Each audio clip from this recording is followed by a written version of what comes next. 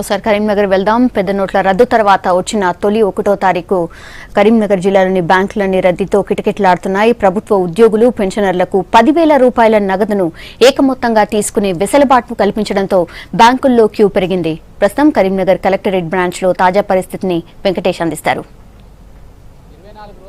పెద్ద నోట్లను రద్దు చేస్తూ ప్రభుత్వం తీసుకున్న నిర్ణయంతో దేశవ్యాప్తంగా కూడా చాలా చోట్ల ఆందోళనలు కొన్ని వైపు హర్షం ఒకవైపు వ్యక్తమవుతుంది. ముఖ్యంగా ఈరోజు డిసెంబర్ 1వ తారీఖు వచ్చిందంటే సామాన్యుల నుంచి సంపన్నుల వరకు ప్రతి ఒక్కరూ నగదుతో అవసరం పడుతుంది.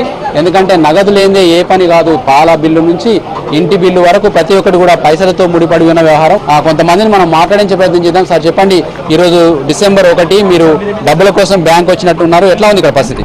పరిస్థితి చాలా క్లిష్టంగా ఉంది. లైన్ బాగుంది, చాలా లేట్ అవుతుంది. అంటే మీరు ఏమనుకుంటున్నారు, ఈ పరిస్థితి ఇంకెన్ని రోజులు ఉంటుంది అనుకుంటున్నారు? మీరు ఏం కోరుకుంటున్నారు ప్రభుత్వం నుంచి?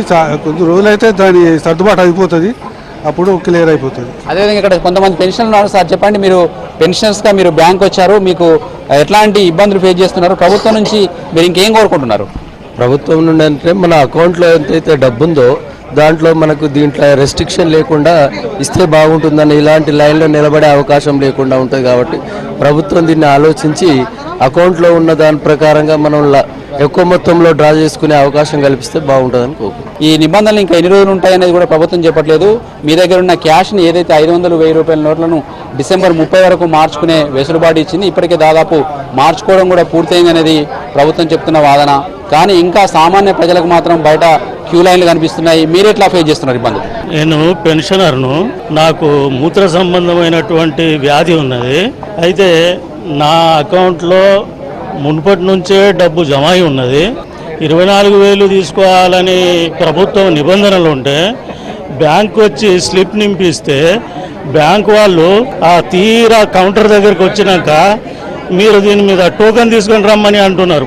నాకు మూత్రం ఆగదు, నేను బ్యాంకుల్లోనే మూత్రం పోసుకోవాలా? నేను సీనియర్ సిటిజన్ను, నేను పెన్షనర్ను, నాకు వ్యాధులు ఉన్నాయి.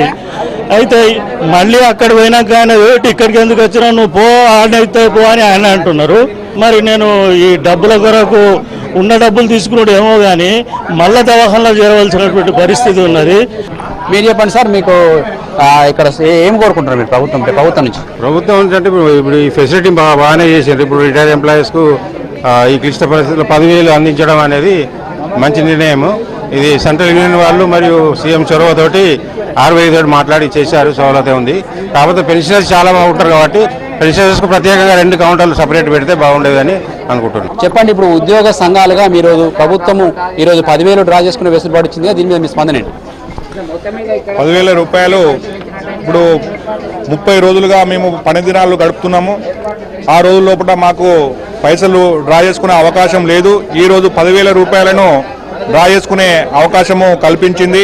ఈ నరేంద్ర మోడీ గారు ఈ నల్లధనాన్ని అరికట్టడానికి కోసము తీసుకున్న నిర్ణయాన్ని మేము ఉద్యోగస్తులుగా స్వాగతిస్తున్నాము. ఆదాయ పన్ను పరిమితిని కూడా 2,50,000 నుంచి 5,000 లక్షల వరకు పెంచాలని కూడా ఈ గౌరవ ప్రధానమంత్రి గారు కోరుచున్నాము.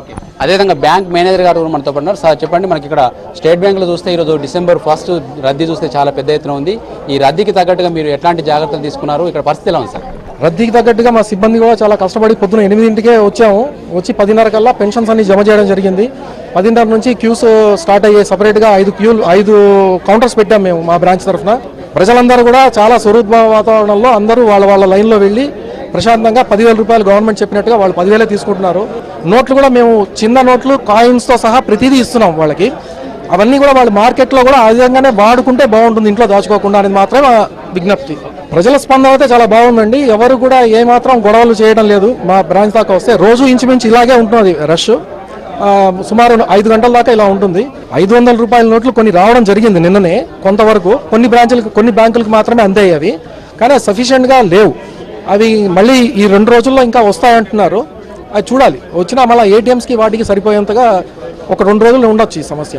క్యూ లైన్లు ఉన్నా మేము తీసుకుంటున్నామని కొందరు చెప్తుంటే వృద్ధులు మాత్రము ఈ పెన్షనర్లు కానీ చాలా వృద్ధులు కానీ మేము ఈ క్యూ లైన్లో గంటల తరబడి నిలబడడం వల్ల చాలా అవస్థలు ఎదుర్కొంటున్నాము. చాలామంది పేషెంట్స్గా ఉన్నాము కాబట్టి మా అవస్థలు తప్పించే విధంగా చర్యలు తీసుకోవాలని వాళ్ళు చెప్తున్నారు. అయితే బ్యాంక్ అధికారులు చెప్తున్న విషయం ఏంటంటే రోజు రోజుకు పరిస్థితి మారుతూ వస్తున్నది, ప్రజల నుంచి కూడా సహకారం వస్తున్నది. కొంతవరకు 2000 రూపాయల నోటుతో పాటు చిల్లర్ని కూడా అందుబాటులో ఉంచాము కాబట్టి సమస్యలు మెల్లమెల్లగా తగ్గిపోతాయని చెప్పి బ్యాంక్ అధికారులు చెప్తున్నారు. Cameraman Srikanth, Venkatesh, V6 news, Karimnagar.